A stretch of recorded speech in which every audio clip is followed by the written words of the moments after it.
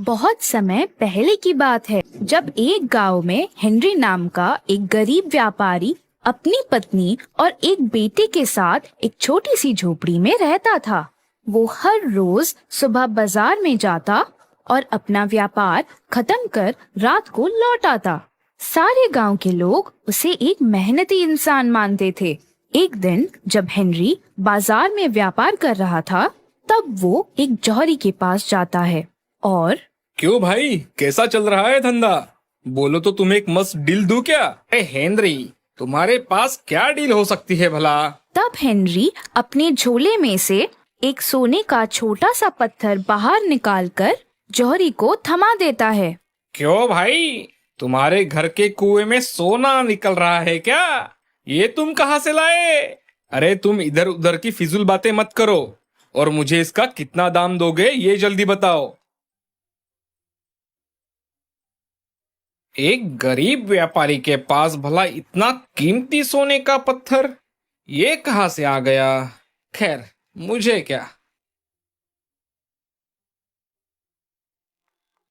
सुनो, कल अपनी बेटी का जन्मदिन है। मैं सोच रही थी उसके लिए कुछ अच्छा स्वादिष्ट खाना बनाऊं जो उसको पसंद आएगा। अगर आप मुझे थोड़े पैसे दे देते तो मैं खाने की कुछ सामग्री खरीद के ले आती। क्यों ना हम पूरे गांव को बुलाकर उन्हें दावत दे। आखिर हमारे बेटे का जन्मदिन है, धूमधाम से मनाएंगे। ये लो पैसे। इतने पैसे आपके पास कैसे आए? कहीं आपने चोरी तो नहीं की ना? अरे ये क्या, तुम कुछ भी सोचती हो। कुछ दिनों से मेरे व्यापार में काफी मुनाफा हो रहा है। लोग आजकल अच्छी रकम दे रहे हैं। अब तो हमारी गरीबी के दिन गए, समझी? अगले दिन गांव वाले हेनरी के घर दावत का खाना खाने आते हैं। हेनरी के घर की दावत देखकर लोग आपस में बात करने लगते हैं। एक गांव वाला हेनरी से आकर पूछता है, ये दावत तो बहुत ही लाजवाब है। तुम्हारी कोई लॉटरी लगी है क्या, जो इतने पैसे घर में आने लगे हैं? अरे भाई, कोई लॉटरी वॉटरी नहीं लगी है। व्यापार में अच्छा मुनाफा हो रहा है, बस, और कोई बात नहीं। ये हेनरी जरूर कुछ छिपा रहा है। आखिर मैं भी तो एक व्यापारी हूँ। इसने ऐसी क्या सोने की खदान ढूंढ ली जो मुझे नहीं मिली? जरूर दाल में कुछ काला है। नहीं नहीं, मुझे तो लगता है कि पूरी दाल ही काली है। अगले दिन से जेम्स हेनरी पर नजर रखने लगा। घर से बाजार तक हेनरी पर नजर रखे जेम्स उसका पीछा करने लगा। एक दिन रात को जब हेनरी बाजार से अपने घर वापस जा रहा था, तभी वो घर के पीछे के दरवाजे की तरफ जाता है और आसपास देखता है कि कोई उसे देख नहीं रहा हो। पर जेम्स छुपकर ये सब दूर से देख रहा था। ये हेनरी इतनी रात को यहाँ इस कुएं के पास क्या कर रहा है? तभी हेनरी एक खाली झोली लेकर कुएं के अंदर जाता है। थोड़ी देर बाद सोने से भरी झोली वो बाहर लेकर आता है। मुझे पता था हेनरी जरूर कुछ राज छिपा रहा है। अभी मुझे पता चला कि ये इतना अमीर कैसे बन गया। अब जब मुझे इसके बारे में पता चल ही चुका है, तो क्यों ना थोड़ा इसका फायदा लिया जाए। थोड़ा धन बांटने से कौन सा हेनरी गरीब हो जाएगा। ऐसा करता हूँ, कल मैं रात को इसके अंदर चला जाता हूँ और अपने लिए थोड़ा सोना बाहर लेकर आता हूँ। फिर अपनी पत्नी को देता हूँ, वो बहुत खुश हो जाएगी। अगले दिन जेम्स रात को चोरी छिपे उस कुएं में जाने की तैयारी करता है। जेम्स अंदर उतर जाता है। तब उसे कुएं के अंदर सिर्फ झाड़ियां और अंधेरा ही दिखता है। थोड़ा आसपास देखने के बाद जेम्स को एक सुरंग दिखाई देता है। कुएं में सुरंग? शायद उस सुरंग के पार ही होगा ढेर सारा सोना। मैं तो आज माला माल होने वाला हूँ। जेम्स उस सुरंग को पार कर लेता है। जैसे ही वो सुरंग के आखिरी छोर तक पहुंचता है, वैसे ही उसे चारों तरफ सोना ही सोना दिखाई देता है। अरे बाप रे, इतना सारा सोना! मैंने अपनी जिंदगी में इतना सोना पहली बार देखा है। जल्दी से अब मैं सोना अपनी झोली में भर लेता हूँ। वाह वाह, अब तो मेरी निकल पड़ी।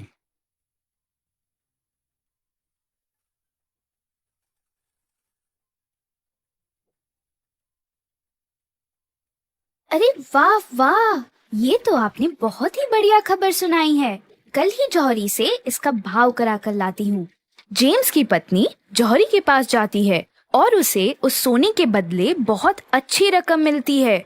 हर रोज रात को जेम्स हेनरी के कुएं में जाता और झोली भरकर सोना अपने साथ घर लेके आता। देखो तो, मैंने अपने लिए कितनी सारी नई साड़ियाँ खरीद ली है और ये जेवर सब मेरे हैं, मेरे। क्यों ना आज इनसे कहकर थोड़ा ज्यादा सोना लेके आने को बोलती हूँ।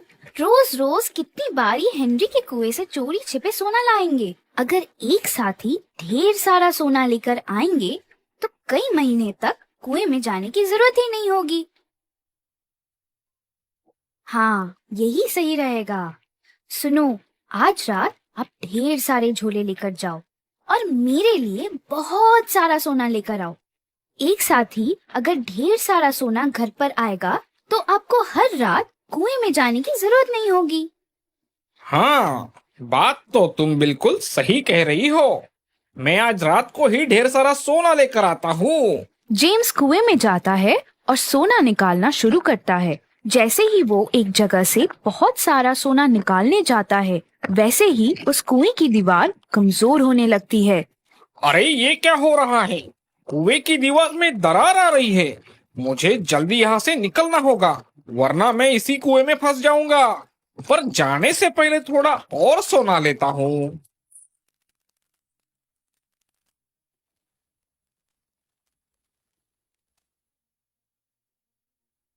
दूसरे दिन जब हेनरी को ये बात पता चलती है, तब वो जेम्स की पत्नी के पास जाता है और उनसे कहता है, अगर आप हमसे कह देती कि आपको धन की जरूरत है तो हम दिल खोलकर आपकी मदद करते, लेकिन आपने चोरी और लालसा का रास्ता चुना, जिसका फल अब आपको भुगतना पड़ रहा है। लालच एक ऐसा दानव है जिसे कभी संतुष्ट नहीं किया जा सकता। उसके लिए कुछ भी पर्याप्त नहीं है। इंसान धन दौलत से अमीर नहीं होता, वह अपने विचारों से अमीर होता है। बहुत समय पहले की बात है। एक छोटा सा राज्य था जिसे राजा अलेक्जेंडर चलाया करते थे। ये उसी राज्य की कहानी है जिस राज्य में एक प्रिंस रहा करता था जिसका नाम था चार्ल्स। वो काफी चतुर और समझदार था, एकदम अपने पिता की तरह। उसने वो सारी चीजें सीखी जो एक प्रिंस को आनी चाहिए। प्रिंस होने के साथ साथ वो एक अच्छा इंसान भी था। चार्ल्स अपने पिताजी की राजगद्दी को संभाले हुए देख काफी प्रसन्न हुआ करता था। ये बात राजा ने गौर की और राजा को समझ आ गया कि यही सही वक्त है प्रिंस को शाही तलवार से रूबरू करवाने का। राजा अपने भाई एल्बर्ट से कहते हैं, मुझे लगता है चार्ल्स बड़ा हो रहा है, यही सही वक्त है। प्रिंस को अब शाही तलवार सौंप देनी चाहिए। एल्बर्ट अपने भाई से जलता था क्योंकि राजा और चार्ल्स को सब पसंद करते थे। एक दिन राजा अलेक्जेंडर अपने भाई एल्बर्ट के साथ प्रिंस चार्ल्स के कमरे में गए। क्या हुआ पिताजी, आज आप यहाँ? आपने मुझे बुला लिया होता, मैं आ जाता। आपने क्यों कष्ट किया यहाँ आने का? राजा हंसते हुए बोलते हैं कि बेटा, आज मैं बहुत विशेष काम से तुम्हारे पास आया हूँ। प्रिंस काफी उत्साह के साथ राजा की बात सुनने लगा। राजा अपनी तलवार निकालते हुए उसे बताते हैं कि बेटा, ये देखो, ये है हमारी पुश्तैनी तलवार जो हमारे दादा परदादा के जमाने से चलती आ रही है। ये तलवार आज से तुम्हारी हुई। पर पिताजी, ये तो आपकी तलवार है ना? हाँ बेटा, अब तुम बड़े हो रहे हो और अब तुम्हें ही आगे जाकर ये गद्दी संभालनी है। ये बात सुन प्रिंस खुश तो जरूर हुआ, पर मन ही मन वो कुछ सोचने लगा। तभी राजा उसे बोलते हैं, बेटा, तुम इसे कोई मामूली तलवार मत समझना। ये तलवार हमेशा तुम्हारी रक्षा करेगी और सभी मुसीबतों से तुम्हें बचाएगी। और राजा ने तलवार प्रिंस को सौंप दी। प्रिंस ने जैसे ही तलवार अपने हाथ में ली, वो तलवार चमकने लगी। पिताजी, ये तलवार लेकर मैं एक योद्धा से कम महसूस नहीं कर रहा हूँ। ये मुझे काफी अलग शक्तियों का अनुभव दे रही है। तुम इसे अपने से कभी दूर मत करना, चाहे कुछ भी हो जाए। तुम इसे अपने से कभी दूर मत जाने देना। हाँ पिताजी, मैं हमेशा ध्यान रखूंगा। और राजा वहाँ से चले जाते हैं और एल्बर्ट ये सब देखता है। मैं ये होने नहीं दूंगा। मैं ये तलवार अपने बेटे स्टीवन का होते हुए देखना चाहता हूँ। बस एक बार ये तलवार मेरे हाथ लग जाए, बाकी चीजें तो अपने आप मेरी हो ही जाएगी। कुछ साल बीत गए और एक दिन राजा अलेक्जेंडर बहुत बीमार पड़ गए। देखते ही देखते उनकी तबीयत और खराब हो गई। ये सब देखकर एल्बर्ट ने प्रिंस की शादी करने का प्रस्ताव उनके सामने दिया, जिसे सुन राजा अलेक्जेंडर ने बिना कुछ सोचे समझे अपनी हामी भर दी। प्रिंस की शादी किसी दूसरे शहर की प्रिंसेस से हो जाती है। प्रिंस और प्रिंसेस की सोच एक दूसरे से काफी मिलती जुलती थी। एक दिन राजा चार्ल्स कहते हैं, आज से तुम्हारा ध्यान अंकल एल्बर्ट रखेंगे और तुम्हें उनका कहना मानना पड़ेगा। कुछ दिनों बाद राजा चल बसे और सारा बोझ अब चार्ल्स पे आ जाता है। पर चार्ल्स चीजें काफी अच्छे से संभाल लेता है। एक दिन, अब तो तुम्हारे पिता भी नहीं रहे, तो ये तलवार अब तुम्हारे किस काम की? नहीं अंकल एल्बर्ट, पिताजी की ये आखिरी निशानी है। मैं इसे कभी भी किसी कीमत पे अपने से दूर नहीं कर सकता। तो ये ऐसे तलवार मुझे नहीं देने वाला। अब मुझे ही कुछ करना होगा। एक दिन प्रिंस अपनी पत्नी को लेकर उसके शहर जा रहे होते हैं। तभी कुछ सिपाही उसे घेर लेते हैं। तुम्हें पता नहीं मैं कौन हूँ? हट जाओ मेरे रास्ते से, वरना अंजाम काफी बुरा होगा। हमें जो करना है वो तो हम करके ही जाएंगे। चलो, अब चुपचाप अपनी तलवार हमें दे दो और हम तुम्हें छोड़ देंगे। किसी भी कीमत पे मैं तुम्हें इसे नहीं दे सकता। ये तलवार ऐसे नहीं देगा। इसकी पत्नी को यहाँ से दूर फेंक दो। नहीं, ऐसा मत करो। मेरी पत्नी को कुछ मत करना। हार मानकर आखिर चार्ल्स को तलवार देनी ही पड़ी।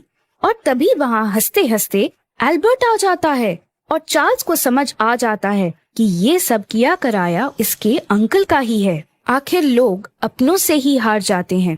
अंकल, आपको पिताजी कितना माना करते थे। उन्होंने मुझे और इस राज्य को आपके ऊपर छोड़ दिया और चले गए। पर उन्हें क्या पता था कि उनका ही सगा भाई उनका सबसे बड़ा दुश्मन है। तुम्हारे पिताजी ने मुझे बस अपने काम के लिए इस्तेमाल किया है और मैं ये अपने बेटे के साथ नहीं होने दूंगा। पिताजी को दिए हुए वचन के कारण चार्ल्स विवश हो गया था।